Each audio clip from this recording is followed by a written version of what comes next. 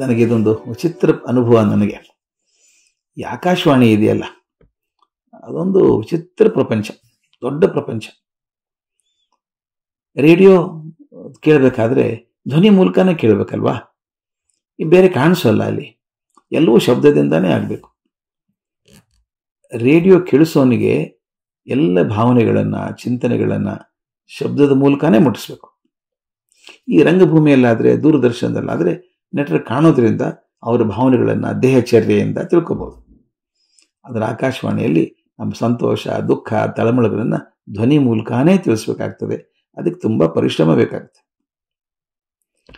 ಅದು ನೇರ ಪ್ರಸಾರ ಆಗಿದ್ದರೆ ಭಾಳ ಹುಷಾರಾಗಿರಬೇಕು. ನೇರ ಪ್ರಸಾರ ಅಂದರೆ ಏನು ಹೇಳಿ, ಅದನ್ನು ಮೊದಲು ರೆಕಾರ್ಡ್ ಮಾಡ್ಕೊಂಡದ್ದಲ್ಲ, ಹಾಗೆ ಮಾತಾಡ್ತಿದ್ದ ಹಾಗೆ ಗಾಳಿಗೆ ಹೋಗ್ಬಿಡುತ್ತೆ, ಅದು ರೇಡಿಯೋಗೆ ಹೋಗ್ಬಿಡುತ್ತೆ. ಭಾಳ ಹುಷಾರಾಗಿರಬೇಕು. ಯಾಕಂದ್ರೆ ಪುಟ್ಟ ತಪ್ಪು ಕೂಡ ತಿದ್ದುಕೊಳ್ಳೋಕೆ ಅವಕಾಶವೇ ಇಲ್ಲ ಅಲ್ಲಿ. ಅಂಥ ಒಂದು ನಾಟಕದಲ್ಲಿ ನಾನು ಭಾಗವಹಿಸ್ತಿದ್ದೆ. ಸುಮಾರು ನಾಟಕ ಮಾಡಿದ್ದೆ ಆಕಾಶವಾಣಿಯಲ್ಲಿ. ಇದೊಂದು ವಿಶೇಷ ನಾಟಕ. ಇದು ಹಾಗೆ ಲೈವ್ ಬ್ರಾಡ್ಕಾಸ್ಟ್, ಅಂದರೆ ನೇರ ಪ್ರಸಾರ ಆಗುವಂಥದ್ದು. ಅದೊಂದು ಶೃಂಗಾರ ಭಾವನೆಗಳ ನಾಟಕ. ಅದರಲ್ಲಿ ನಾನು ನಾಯಕ ಆಗಿದ್ದೆ, ಇನ್ನೊಬ್ಬಳು ಹುಡುಗಿ ನಾಯಕಿ. ಪಾಪಕ್ಕೆ ಹೊಸಬಳು, ಆಕಾಶವಾಣಿಗೆ ಅಷ್ಟೊಂದು ಅನುಭವ ಇಲ್ಲ, ಮತ್ತು ಭಾಷೆನೂ ಸ್ವಲ್ಪ ಅಷ್ಟಕ್ಕಷ್ಟೇ. ಆಕೆ ಇನ್ನೂ ಹೆಚ್ಚು ಗಾಬರಿ ಆಗೋದಕ್ಕೆ ಕಾರಣ ಏನು ಗೊತ್ತಾ? ಈ ನಾಟಕದ ನಿರ್ದೇಶಕರು ಡಾಕ್ಟರ್ ಜಿ ಪಿ ರಾಜರತ್ನಂ ಅವರು. ಅಬ್ಬಾ, ನೆನೆಸ್ಕೊಂಡ್ರೆ ರೋಮಾಂಚನ ಆಗುತ್ತೆ ನನಗೆ. ಜಿ ಪಿ ರಾಜರತ್ನ ಅವರ ಮಾತಿನಲ್ಲಿರುವಂಥ ಸ್ಪಷ್ಟತೆ, ಖಚಿತತೆ ಅನನ್ಯವಾದಂಥದ್ದು. ಸ್ಪಷ್ಟ ಮಾತು, ಬರಹಾನು ಅಷ್ಟೇ ಸ್ಪಷ್ಟ, ಕಂಚಿನ ಕಂಠ. ಏನದೋ ಅಂದರೆ ಆ ಧ್ವನಿಯಲ್ಲಿರೋ ಎಲ್ಲ ಏರಿಳಿತಗಳು ಮುಟ್ಟಬೇಕು ನಿಮ್ಮನ್ನು. ಅವ್ರು ಮತ್ತೇನು ಮಾಡೋರು, ಮತ್ತೊಬ್ಬರ ಕಡೆಯಿಂದಾನು ಅದೇ ಸ್ಪಷ್ಟತೆಯನ್ನು ಅಪೇಕ್ಷೆ ಮಾಡುವಂಥವ್ರು. ಆ ನಾಟಕದ ತಾಲೀಮ್ ಆಗಬೇಕಲ್ಲ, 4-5 ಸಲ ತಾಲೀಮಾಯಿತು, ಭಾಷೆ ತಿದ್ದುವಿಕೆ ಆಯಿತು. ಅಲ್ಲೊಂದು ಸಂದರ್ಭ ಬರುತ್ತೆ ನಾಟಕದಲ್ಲಿ. ನಾಯಕಿ ನಾಯಕ ಬೆಟ್ಟ ಹತ್ತಿ ಹೋಗ್ತಿರ್ತಾರೆ, ಏನೋ ಪ್ರೇಮಿಗಳು ಏನೋ ಮಾತಾಡ್ಕೊಂಡು ಹೋಗ್ತಾ ಇರ್ತಾರೆ. ಆಗ ನಾಯಕನಿಗೆ ಆ ನಾಯಕಿ ಕೇಳ್ತಾಳೆ, ಎಷ್ಟೊತ್ತಾಯ್ತು ಈಗ ಅಂತ ಕೇಳ್ತಾಳೆ. ಅದಕ್ಕೆ ಅವನು ಗಡಿಯಾರ ನೋಡಿಕೊಂಡು, ಈಗ 7:15 ಆಯಿತು ಅಂತಾನೆ. ಆಕೆ ಗಾಬರಿಯಿಂದ, ಅಯ್ಯೋ ತುಂಬ ಹೊತ್ತಾಯ್ತು, ಮನೆಗೆ ಹೋದ್ಮೇಲೆ ಅಪ್ಪ ನನ್ನ ಮಂಗಳಾರತಿ ಮಾಡ್ತಾರೆ ಅನ್ಬೇಕು. ಆದರೆ ಈ ಹುಡುಗಿ ನಾಯಕಿಗೆ ಯಾಕೋ ಸರಿಯಾಗಿ ಉಚ್ಚಾರಣೆ ಮಾಡೋಕ್ಕಾಗ್ತಿರ್ಲಿಲ್ಲ. ಆಕೆ ಅದನ್ನು ಮಂಗಳಾರತಿ ಅಂತಿದ್ಲು. 4-6 ಸಾರಿ ರಾಜರತ್ನಂ ತಿದ್ದಿ ಹೇಳಿದ್ರು, ನೋಡಮ್ಮ ಮಗು, ಅದು ಮಂಗಳಾರತಿ, ಮಂಗಳಾರತಿ ಅಲ್ಲ ಅಂದ್ರು.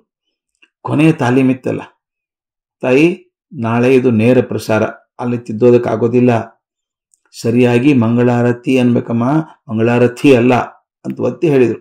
ಆಕೆ ಪಾಪ ಅರ್ಧ ಗಾಬರಿಯಿಂದ ತಲೆ ಅಲ್ಲಾಡಿಸಿದ್ಲು. ಮರುದಿನ ನೇರ ಪ್ರಸಾರ ಪ್ರಾರಂಭ ಆಯಿತು. ನಿಮ್ಮ ಕಣ್ಮುಂಚೆ ಚಿತ್ರ ಬರಬೇಕು. ಅವಾಗ ಯಾರು ಸ್ಟುಡಿಯೋ ಇರ್ತದೆ, ಮಧ್ಯದಲ್ಲಿ ಒಂದು ಮೈಕ್ ಇರ್ತದೆ, ಮೈಕಿನ ಸುತ್ತ ನಿಂತ್ಕೋಬೇಕು. ನಾವು ಕೈಲಿನ ಮಾತಿನ ಕಾಗದಗಳನ್ನ ಹಿಡ್ಕೊಳ್ಬೇಕು. ಒಂದು ಆದ ತಕ್ಷಣ ನಿಧಾನ ಕೆಳಗೆ ಬಿಡಬೇಕು, ಸಪ್ಪಳ ಆಗಬಾರ್ದು, ಮೈಕಲ್ಲಿ ಬಂದ್ಬಿಡುತ್ತೆ. ಎದುರಿಗೆ ಸ್ಕ್ರಿಪ್ಟ್ ಹಿಡ್ಕೊಂಡು ರಾಜರತ್ನ ನಿಂತಿದ್ದಾರೆ, ಅವ್ರ ಮುಂದೆ ನಾನು ಮತ್ತು ಹುಡುಗಿ ನಿಂತ್ಕೋಬೇಕು. ನಾಟಕ ಶುರು ಆಯಿತು, ಸರಿಯಾಗಿ ಹೋಗ್ತಾ ಇತ್ತು. ಆಗ ಆ ಜಾರಿಕೆ ಪ್ರಸಂಗ ಬಂದೇ ಬಂತು. ನಾಯಕ ನಾಯಕಿಯರು ಮಾತಾಡ್ತಾ ಬೆಟ್ಟ ಹತ್ತಿ ಹೋಗ್ತಿದ್ದಾಗ ಆಕೆ ಕೇಳಬೇಕಲ್ಲ, ಈಗ ಎಷ್ಟೊತ್ತಾಯಿತು ಅಂತ ಕೇಳಿದ್ಲು. ನಾನೊಂದು ಕ್ಷಣ ವಾಚ್ ನೋಡಿದ ಹಾಗೆ ಮಾಡಿ, ಓ ಈಗ 7:15 ಆಯಿತು ಅಂದೆ. ಆಕೆ ಗಾಬರಿ ತೋರಿಸ್ತಾ, ಅಯ್ಯೋ ತುಂಬ ಹೊತ್ತಾಯಿತು, ಬಹಳ ಲೇಟ್ ಆಯಿತು, ಮನೆಗೆ ಹೋದ್ಮೇಲೆ ಅಪ್ಪ ಅಂದು ಕೊಂಚ ನಿಲ್ಲಿಸಿದ್ಲು. ಆಕೆ ಗೊತ್ತಿಲ್ಲ ಮಂಗಳಾರತಿ ಬರ್ತದಲ್ಲ ಈಗ, ಮನೆಗೆ ಹೋದ್ಮೇಲೆ ಅಪ್ಪ ಅಂತ ಅಳದು ತೂಗಿ ಇದೇ ಸರಿ ಅನ್ಕೊಂಡು ಮಂಗಳಾರತಿ ಮಾಡ್ತಾರೆ ಅಂದ್ಬಿಟ್ರು. ರಾಜರತ್ನಮಗೆ ಸಿಟ್ಟು ಉಕ್ಕಿ ಬಂದಿರಬೇಕು, ತಡ್ಕೊಳಕ್ಕಾಗಲಿಲ್ಲ. ನೀನು ಹೆಣ ಅಂದ್ಬಿಟ್ಟು ಅದು ಹಂಗೆ ಪ್ರಸಾರ ಆಗ್ಬಿಡುತ್ತಲ್ಲ. ಆಗ ನಾನು ಕೂಡಲೇ ಛೆ ಆ ಕಡೆ ಹೋಗೋಣ ಬಾ, ಇಲ್ಲಿ ತುಂಬ ಜನ ಏನೋ ಹೆಣ ಅಂತ ಮಾತಾಡ್ತಾ ಇದ್ದಾರೆ ಎಂದು ಆಕೆನ ದೂರ ಕರ್ಕೊಂಡು ಹೋದಂಗೆ ಮಾತನಾಡಿಸಿದ್ದೆ. ನಾಟಕ ಮುಂದುವರೆದು ಮುಗೀತು. ನಾಟಕ ಮುಗಿದ ಮೇಲೆ ರಾಜರತ್ನಂ ನನ್ನ ಕೈ ಮೇಲೆ ಹೆಗಲ ಮೇಲೆ ಕೈ ಹಾಕಿ, ಸಮಯ ಸ್ಫೂರ್ತಿಯಿಂದ ಪಾರು ಮಾಡಿದ್ರಿ ಮೇಷ್ಟ್ರೇ ಅಂದರು. ಇದು ನೇರ ಪ್ರಸಾರದಲ್ಲಿ ಆಗುವಂಥ ಅನಾಹುತಗಳು ಕೆಲವೊಂದ್ಸಲ ಆಗ್ತದೆ. ಇದು ಯಾಕೆ ನನಗೆ ಹೇಳಿದೆ ನಿಮ್ಮ ಕಥೆ ಇದನ್ನು ಅಂದರೆ, ರೇಡಿಯೋ ನಾಟಕದ ನೇರ ಪ್ರಸಾರದಲ್ಲಿ ಹೊರಟ ಮಾತನ್ನು ತಿದ್ದೋದು ಹೇಗೆ ಕಷ್ಟವೋ ನಿಜ ಜೀವನದಲ್ಲೂ ಹಾಗೆ ಅಲ್ವೇ ಸ್ನೇಹಿತರೆ.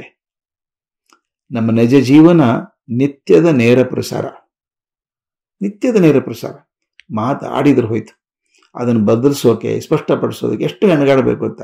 ನಾನು ಹಾಗಲ್ಲ, ನಾನು ಹೀಗೆ ಅಂದ್ಕೊಂಡಿದ್ದೆ, ಹಾಗೆ ಹೇಳಬೇಕು ಅಂದ್ಕೊಂಡಿದ್ದೆ, ಅದಲ್ಲ ನನ್ನ ಅರ್ಥ, ಏನೇನೋ ಮಾತಾಡಬೇಕು. ಅಂದರೆ ನೇರ ಪ್ರಸಾರದಲ್ಲಿ ಒಂದು ಸಲ ಹೋಗ್ಬಿಟ್ರೆ ಹ್ಯಾಕೆ ತಿದ್ದೋದಕ್ಕಾಗೋದಿಲ್ವೋ, ಬದುಕಿನಲ್ಲೂ ಕೂಡ ಹಾಗೆ ಅಲ್ವಾ. ಆದ್ದರಿಂದ ಮಾತಾಡೋದಕ್ಕಿಂತ ಮೊದಲೇ ಯೋಚನೆ ಮಾಡಿ ಆನಂತರ ಮಾತಾಡೋದು ಕ್ಷೇಮ ಅಲ್ವಾ. ಮಾತಾಡಿ ಒದ್ದಾಡೋದಕ್ಕಿಂತ ಮಾತಾಡುವಾಗ ವಿಚಾರ ಮಾಡಿ ಮಾತಾಡೋದು ಹೆಚ್ಚು ಕ್ಷೇಮ. ಆತು ಆಡಿದರೆ ಹೋಯಿತು, ಮುತ್ತು ಒಡೆದರೆ ಹೋಯಿತು ಅನ್ನೋದು ಇದೇ ಉದ್ದೇಶಕ್ಕೆ.